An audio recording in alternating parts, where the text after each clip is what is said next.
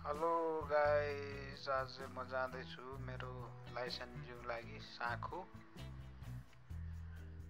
अस्ति bill book नभएर लाइसेन्समा chit काटिदिनु भएको थियो ट्राफिक सरहरूले।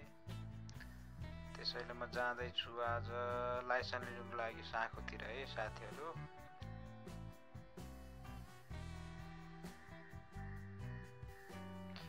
बिल बुक पनि थिएन, त्यसैले चेकिङमा परेको थियो।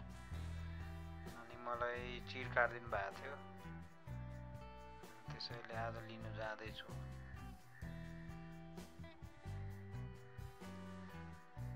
साँखु चौकी पुग्नको लागि अझै लाग्छ 15-20 मिनट यहाँबाट।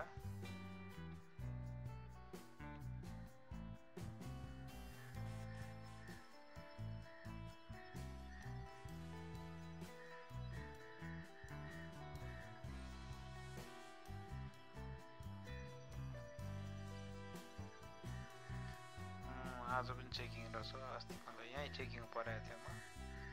अस्ति यहीँ हो मलाई चिट काटिदिनु भएको चाहिँ। आज पनि चेकिङ चाहिँ गर्नुभयो मलाई है। म अस्तिको त्यो लाइसेन्स लिनु जान लाग्यो हो भनेर चिट देखाइदिएँ मैले। अनि चिट हेर्नुभयो, चिट हेर्दै हुनुहुन्छ उहाँहरू है।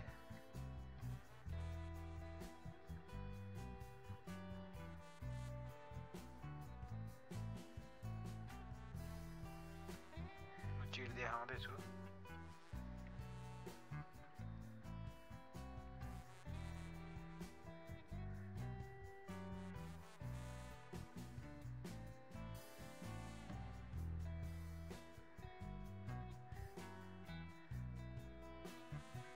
चिट हेर्दै हुनुहुन्छ।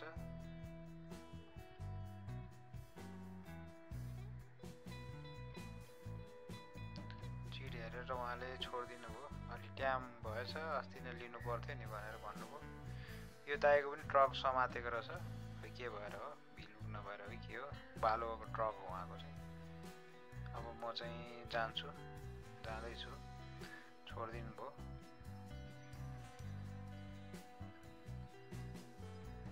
अब साँखु जान्छु अनि लाइसेन्स लिएर आउँछु।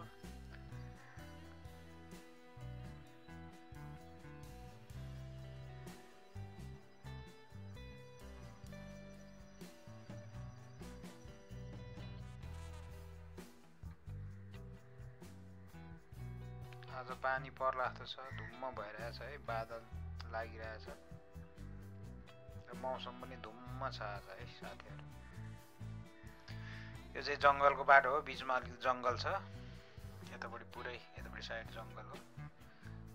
अब लगभग म आइपुग्नु लाग्यो साँखु चौकीमा।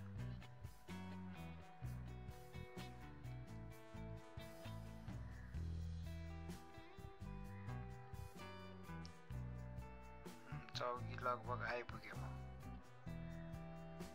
चौकीकै छेउमा आइसकेँ।